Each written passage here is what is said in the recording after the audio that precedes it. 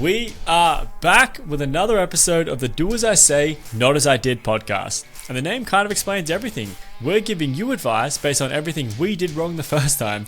Each week I bring on founders, investors, product experts, technology futurists, sales gurus, and just about anyone who is very smart and can help us work out how to build great businesses. And then together we answer the questions about what's going on in your lives and in your businesses. We either find them on Reddit or people send them through, and the guests have never heard these before, so they're hearing the challenges live the same time as you. So if you have questions or you're trying to put out fires, send us an email and we'll workshop it on the show. Send those through to podcast@joelditrapani.com. I'm your host, Joel Ditrapani, and I'm the co-founder and co-CEO of Vigo, which is an edtech scale-up. We've grown it through Australia and the UK, and we're now focused on the US.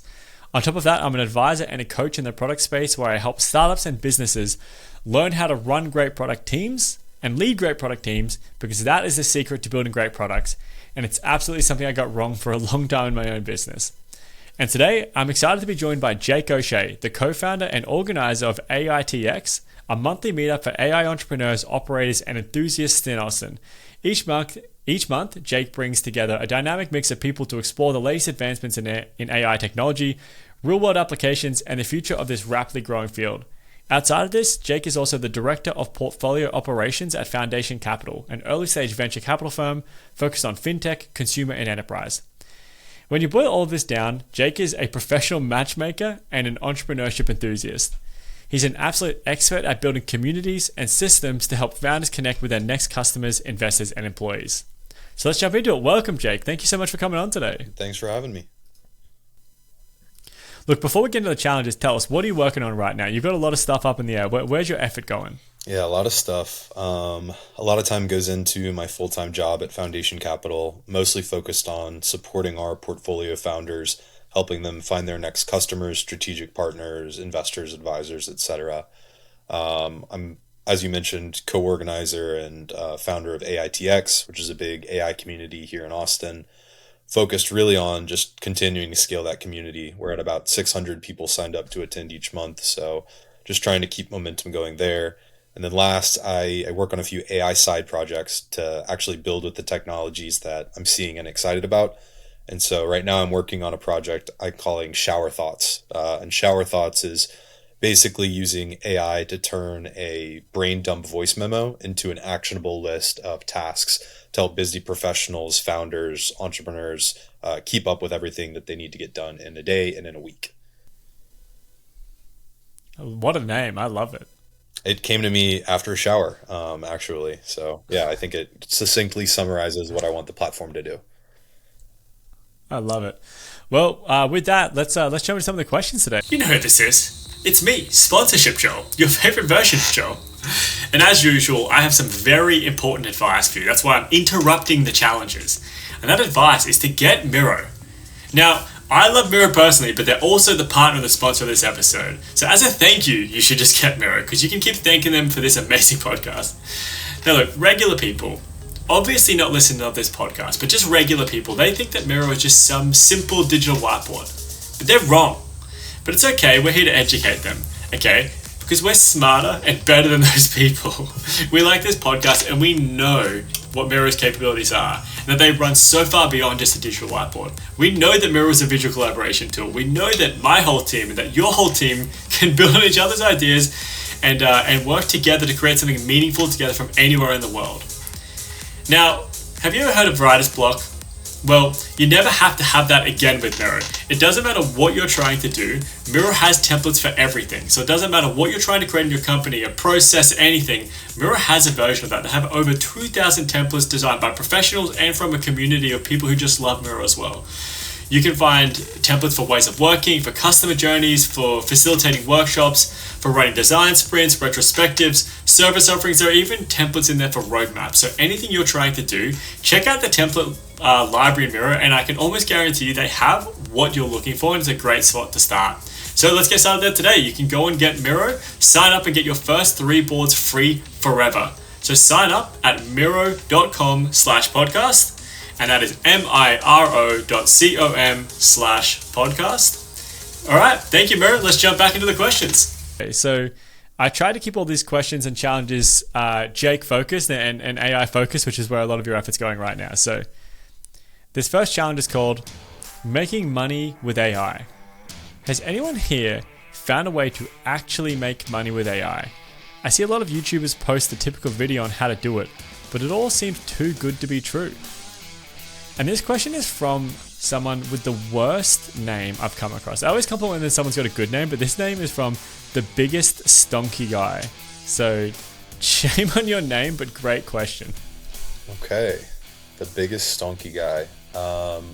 I've seen people make money with AI a number of ways. One is obviously to build a business and use AI to kind of power that business. That's something along the lines of like a Shower Thoughts or an AI powered product. I actually also this morning spoke with a UT student here at the University of Texas, and he's using AI to basically power a small business consulting.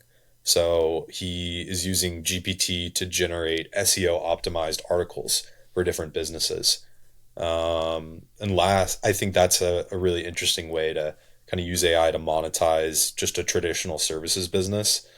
And then where I think we're not at yet, but could be in the next 3 to 5 years, is using AI to help you kind of make investment decisions and analyze different opportunities, and then actually investing behind advice that you're getting from some sort of AI system. I don't quite think we're there yet, but I mean, that's just kind of my gut reaction of the different ways that you could possibly make money using AI. Yeah. Yeah, I think it makes a lot of sense. The only other way that I've seen outside of that of people making money right now is being like an AI expert. So monetizing expertise in AI. So whether that's content creation and becoming huge in being a content creator, which I think is tough and rare, but also being like an AI consultant, because there's a lot of big companies or even small companies that don't know how to deal with AI yet, and they want to know how to build that in. So if you can be an expert in AI, that's another way to tackle making money. But I think this question is a little bit. It is a little bit too good to be true. If you're thinking about can I just make money with AI? This isn't like a get rich quick scheme. It's just like any business. Any business that solves a real problem can make money.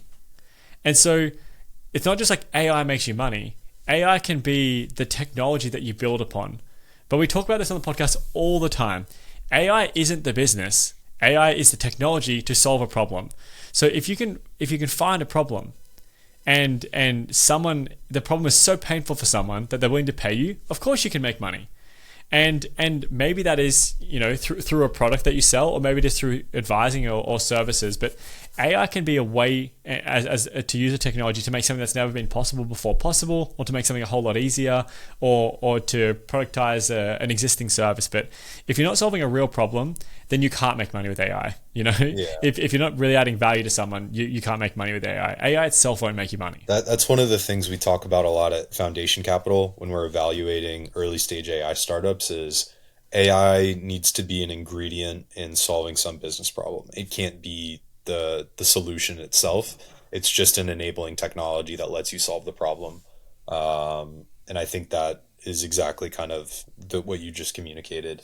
The other idea that kind of came to mind too is like not every product needs to be some sort of SaaS monthly subscription service. I had a friend of mine that very recently built a brand guide generator where you submit a form that just details like who the company is, what you do, what your vision is.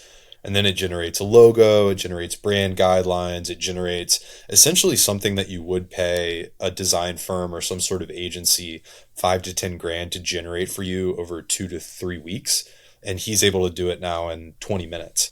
And that's the kind of thing that like, the advice I gave him was, it doesn't really make sense to turn that into kind of a monthly subscription service, but paywall it behind like $2.99 or $4.99 or something like that. And that's something that you can market pretty broadly, generate these brand guides, email it directly to them. It's a one-time payment. You can show an example so they know exactly what they're getting.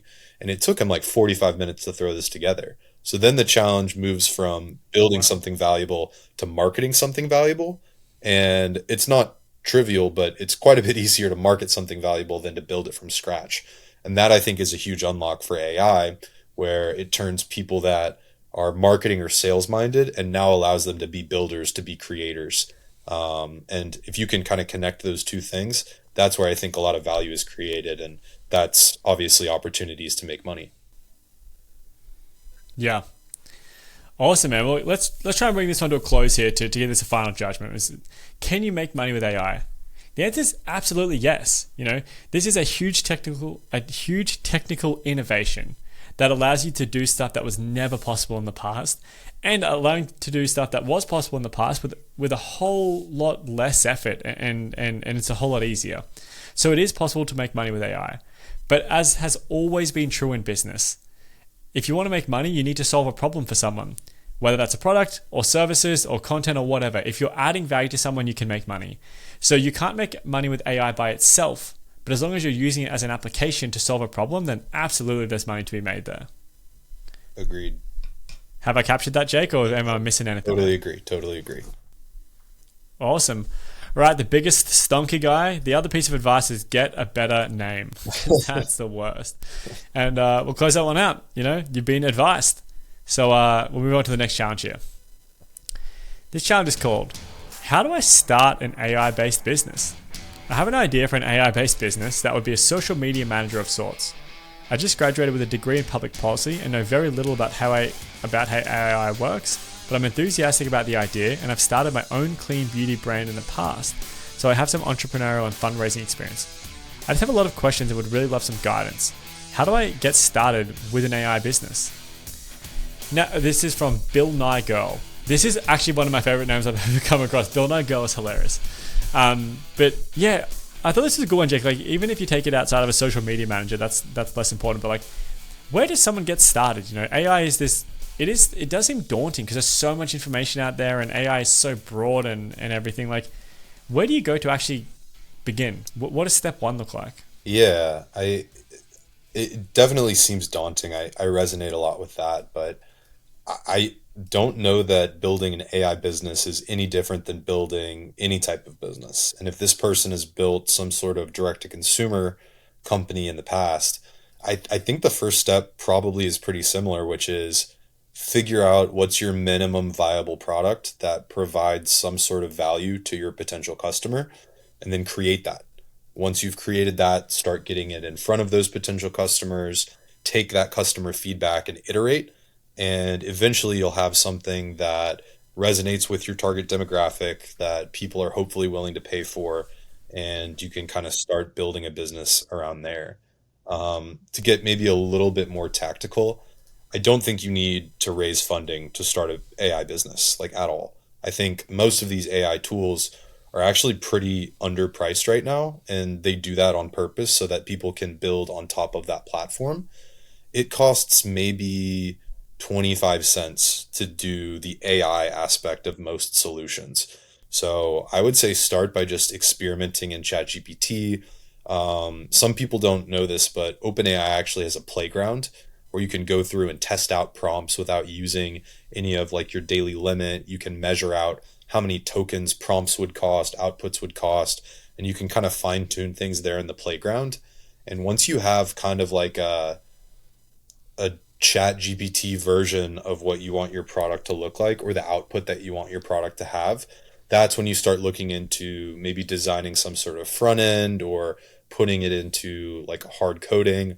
Lots of these no code, low code solutions that are out now have built-in integrations with things like OpenAI, with Dolly, and with other projects. And so you can actually do a ton without needing to write a single line of code, just by kind of experimenting in the playground and then translating that to some sort of no code or low code app builder like a Bubble or Softer or just a number of those different platforms. Yeah. I guess, as I always say, and I've even said today, start with a problem. Don't start with, I want to use AI. That's understanding that that's maybe where you want to go is important, but AI isn't the outcome. AI is the amplifying tool. It's the technology stack you can build upon. So if you have a problem that you really think AI can make something better, that's perfect. That's absolutely perfect. But I guess, I think a lot of those are really good points there, Jake, but where does someone get started if they don't know anything about AI? Like, opening up ChatGPT is obviously a place to start, but where would you recommend someone go to actually just, understand, like, ChatGPT is only one version of AI. Like, that's like a version of generative AI. But like, where could someone start to download some of this information? It's a good question. I think it was Andreessen Horowitz that put out like the 10 Commandments of AI. That's not the title, but it's something along the lines of, here's what you need to read to understand kind of the current state of AI and the building blocks that took us there. If you're really interested in learning about how the technology works or why it works the way that it does, I would recommend looking into some of that content and consuming that. But to be totally honest with you, I don't think you need those building blocks to start messing around and fooling around with AI. I think I actually get the question a lot of like, it seems intimidating. Like, how do I learn more about AI? How do I interact with it? Like, what's the download? Literally go to ChatGPT and just start asking it questions and interacting with it. You'll pretty quickly figure out the like high level way that it works and ways that you can interact with it, what it can do, what it can't. And I personally am an advocate for learning by doing. And I think it's a super easy way to get started. It's totally free. You can use the Bing version and it's up to date. It can browse the web for you. It can do all sorts of really cool, powerful things. And like what I've found is it's really hard to communicate what the actual possibilities and potential are unless you actually go and use it. So I think that would be my number one recommendation is go to ChatGPT, start typing in some prompts and start figuring out like what it can actually do. Yeah, that's actually really great advice. The only other thing that I would say is if you are really interested about getting more into this space, it's put the time into learning about it. It's like any technology. If you want to, or any kind of, industry, if you want to learn more about startups, just start being around those people. Go to meetups, find podcasts that you like, find YouTube channels that you like, and just the more you surround yourself by this, the more you're going to see other perspectives into what is possible. Because you might, play around with AI for a long time and get really niche on something, but someone might tell you something they've done that completely opens up a world of possibilities that you've never had before. So I would say absolutely go to meetups. If you're in Austin, go to the AITX meetup. It is a very good meetup to meet other people that you can learn from. Also, there's a YouTuber that I talk about on this podcast all the time called Matt Wolfe. Matt, as you would expect, and then Wolfe is WOLFE. He has incredible AI content and he releases videos every week and it just tells you about where are we up to in AI this week, what's going on. So it's a good way to just stay up to date. But absolutely play around with AI. Where I feel like I understand the biggest potential applications of AI is when I just keep one screen of my setup at home purely dedicated to ChatGPT or any of the chat tools. But like I always have it open just to, whenever I'm taking on a new task or something that I've done 100 times, I think like, is there a way I could do this like differently and easier? So put it in your face when you constantly surround yourself with the technology you want to learn. I think you increase your odds that you'll find something good there. Definitely. It's really good advice, and particularly around like the content and the events piece. Like for content, I, coming out of school, had a degree in government and knew nothing about venture capital, finance, anything. But watching YC Startup School like actually gives you a really great base of knowledge that kind of gives you the groundwork, and then you can really learn effectively by doing. And in terms of the events and the meetups, like I think 90% of people just don't put themselves out there. And if you can be in the 10% of people that do show up to events, that do try to build relationships with people there, you just never know what that's going to result in. And so I'm a huge advocate for going to events and just trying to meet people. I'm really glad you mentioned that because that's, I think, underutilized and so readily available, especially in places here like Austin where like events and networking kind of drive a lot of the activity that goes on here. Yeah. Awesome, man. Well, it sounds like we're pretty aligned. So let's bring this one to a close and give a final judgment here. It sounds like, how do I start an AI business? The steps are, first of all, as always with any business, find a problem that's really worth solving and solve that problem and use AI as the tool to solve it. The second thing is just start messing around with AI. There are a bunch of tools out there that are free and or very cheap, and just start giving yourself more and more and more experience with what these tools can actually do, both from a chat interface, but try the image generators, try all the tools that are already out there, try the APIs, but you can get started very easily just by playing around with stuff. And see if there are things that come out of that show you what AI is capable of that maybe someone else hasn't seen yet. And lastly is just surround yourself with more and more perspective. Do that through content, do it through meetups, and just constantly put the effort into meeting new people and listening to new podcasts or watching new YouTube videos, because that is the way to stretch your understanding of this space. Agreed. Awesome. All right. Well, Bill Nigel, you've been advised. And that one is now closed out. So we'll move on to the last question of today, which is called, how do machine learning and AI startups set themselves apart?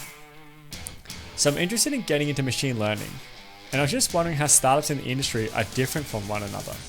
Do they use their own custom and build algorithms? Do they have access to certain data that others don't?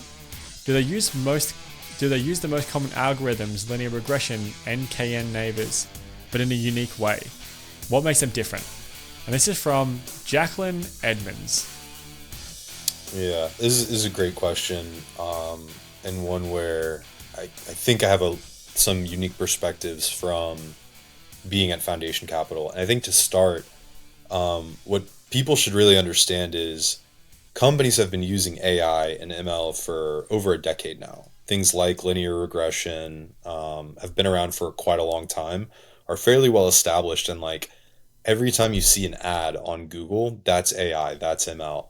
Every time you get a recommendation in an app, every time you get a push notification, like most of these are in some way, shape, or form AI or ML powered.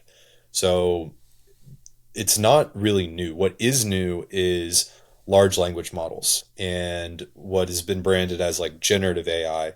And essentially what generative AI is the transformer architecture model of machine learning algorithms applied to natural language and large bodies of text. So you train the model on this huge corpus of all the data from the internet, and what you get are these emergent properties where you can ask it questions that weren't explicitly in the training set. And the way these models work is they're able to understand and parse that natural language and give you an output that's also in natural language. So that itself is new. So tying that down to how companies are different, I think there's two types of companies. There's one, which is a company that's innovating in AI architecture. And what that means is using architecture models that aren't the transformer model, which is how large language models are powered. It's not linear regression, which is a mathematically based model. There's lots of experimentation around this area called like large graphical models. So a company called Ikigai Labs is commercializing a lot of that research out of, I believe it's MIT. They're one of Foundation's portfolio companies. So those types of companies are fundamentally creating new processes and ways of using large data sets to train computers to take small input and create a larger output from that small input.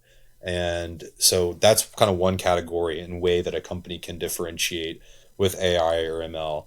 The second type of company, it would be an existing company that's now starting to integrate AI into its consumer-facing offerings. So like I mentioned, like AI has been around for a long time. Most algorithms, most kind of recommendation engines are all machine learning powered. Now lots of companies are building in more consumer-facing versions of their product that are powered by the new advances in large language models, which if you really think about it, like any sort of interface is just a way for us as humans to communicate what we want in a way that a computer can understand it. So when you click start recording in this like platform, that's basically telling the computer, hey, start recording from this point. But you can imagine like there's other ways to communicate that. You could have a version of this app where you just say start recording. And because it understands our natural language, now that can be the cue for the computer program to start recording itself. So lots of companies are coming out now with these kind of AI powered, large language model powered offerings. Things like Salesforce has kind of a chatbot now. HubSpot has something similar. Expedia has a way for you to book flights by just kind of describing what you want versus the previous where you'd search, you'd click, select, etc.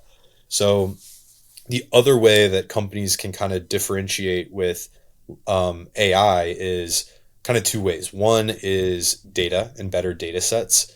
Any AI model is only as powerful as the data that it's been trained on. So when there's companies that have some unique data set, unique data type, unique way to aggregate that data or chunk that data into different pieces, they're then going to have a different way that they can create output that is hopefully better differentiated in some way. The second piece is actually not AI related at all. It's related to workflows.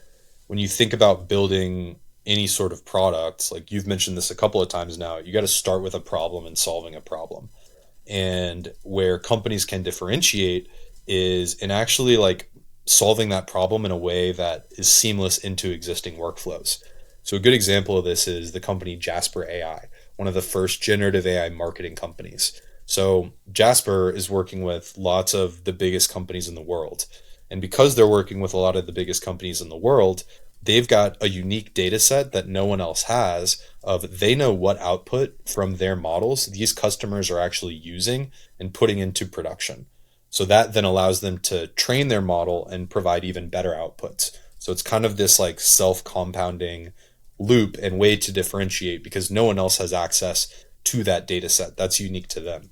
The second piece and way that they can differentiate is in actually building in all the ancillary workflows that a marketing team needs to generate this content and then use it to actually market the company itself. Because even if you have the best output ever, if you're not integrating with Sprout Social or any of these kind of social media management, marketing management platforms, that's another step that now your user is going to have to take to get value. It's added friction in the process. And so one way AI companies can differentiate is just by having better integrations and being a better workflow solution. Because again, at the end of the day, you don't care as much about using AI to generate marketing content. You care about creating more high quality marketing content. And so one way a company can differentiate is even if they don't have quite as good of a model, if they've got all these other pieces that make it a more comprehensive solution, if they understand the workflow better than a competitor, if they have better integrations than a competitor, then they can actually differentiate because it's actually solving the problem better. So anyways, that was a super rambly answer, but those are kind of the ways that I see an AI company to separate themselves from others and differentiate. That honestly didn't even sound rambly at all. It almost sounded like you prepped for that question. And I just want to say, I had not sent that to Jake before this. He just had that somehow in his head ready to go. I thought a lot about it. I actually read a tweet today. Yeah. Okay. I read a tweet today that said, sometimes it's better to say nothing than to talk when you don't know what you're talking about. And after hearing you talk, Jake, I think there's nothing I can add here that's going to add any value. So I'm going to do my best to summarize that into a final judgment here for Jacqueline Edmonds. But I'm probably going to miss shit, so you might need to jump in. So it sounds like, Jacqueline, how do AI startups differentiate themselves? There isn't a clear-cut answer. It is different from a business-to-business perspective. But the four major categories of how someone differentiates themselves as a business. The first one is the AI architecture and technology that's actually getting built. One way to really differentiate yourself is to build a different technology, to build new architecture and new frameworks of how the AI and the recommendations or the technology is actually being created. The second one is the consumer experience. So using AI to actually differentiate your user experience, when you actually use an existing AI and an existing framework to change your user experience, which is how you can differentiate your business. But the way that one's really actually being differentiated is that you're just solving an existing problem better. The third is data. By having a rich data set, you can actually use an existing model to have, significantly different and better outcomes if you have a special set of data. So that's another way to differentiate yourself. And then the last thing is integration. So using AI and your ability to integrate and bring together a lot of different platforms into one place, which again is almost just like having a different consumer experience in one way, because you're just now giving access to a whole bunch of different data. Yeah, I think I'd maybe change and they're kind of like the major pillars of ways to differentiate. Yeah, I think I would maybe change the fourth one from integrations to like workflows, because ultimately, like, you don't have to integrate with an external platform, but how do you take that AI output and use it to solve the business problem? Like that, I think is kind of more what I was getting at. Yeah. Okay. Yeah. Great summary. I love it. Well, that was my crack. Summarize it. That was my crack at a summary. Yeah. Awesome. All right, Jacqueline Edmonds, you've been advised, and that one is now closed out. So we've only got time for the last section of the show, which is plugs. This is, Jake, I tell my guests this, but I don't know if it's true, but I think this is the audience favorite part of the show. And I have no data to back that up, but I like it the best. So tell me, what's going on? What do you want to plug? Yeah, I think one, if you're a founder building great AI technologies, I'd love to talk to you. Foundation Capital invests at the earliest stages of company formation, so reach out to me via email. My email is joshea, Joshea, at foundationcap.com. Happy to chat. Would love to learn more about what people in the audience are working on. Second would be try out my AI tool that I've been hacking away at on the side. Again, it's called Shower Thoughts. The website is just showerthoughts.ai. Go on there, record a voice memo, describe what you did that day, and like tell me how the output was. Was it good? Was it bad? How can I improve it? Customer feedback's everything, and user feedback's everything. So would love people to use it. And last, if you're in Austin, come out to our AI meetup, AITX. Like I mentioned, it's a pretty active group. We keep things very unstructured. The idea is really, if you want to plug into the AI scene, you want to meet other engineers that are excited about it, other entrepreneurs that are building with it, or just people like both of us that are just excited about the technology, come out. We have pizza every month. It's hosted at Capital Factory. The website is AITX.community. So would love for you to come out there. So those are my plugs. Awesome, man. And we'll put links to all of that in the show notes too. And then plugs on my side. You guys are gonna be surprised. I'm plugging the show again. So pull out your phone right now, like and subscribe, go to YouTube, hit that subscribe button, put notifications on, and then also comment on the videos. I think that makes it better in the algorithm. So do that, support the algo. Start commenting on my videos, all positive, nice things only. If you've got critical feedback, send that privately, I would prefer privately. And then your Spotify, same thing. Apple Podcast, same thing. And then, as always, steal a phone and do it on someone else's phone. They all have YouTube in their pockets, so go steal their phone and subscribe on their phone too. Jake also condones stealing if it's to support the podcast. And thanks everyone who writes in. We love these questions. If you've got questions you want us to answer, send them through to podcast@joelditrapani.com. And very last thing, I love having these conversations. So if you come to AITX, I'll probably be there. But also, I've got a booking link. So go to my calendar and book some time in. I'd love to have a conversation and see what you're going through. If you've got feedback, positive feedback only, or if you just want to chat about what's going on in your business. But we'll wrap this one up. So Jake, man, thank you so much for coming on. Thank you for just absolute annihilating me with AI content that I had no idea about, and it was awesome to hear all that stuff. It was really cool. I really appreciate your time and energy today, man. Thanks so much for the invite. This was a lot of fun. Great. Well, this has been another episode of the Do As I Say, Not As I Do podcast. We'll see you all next week.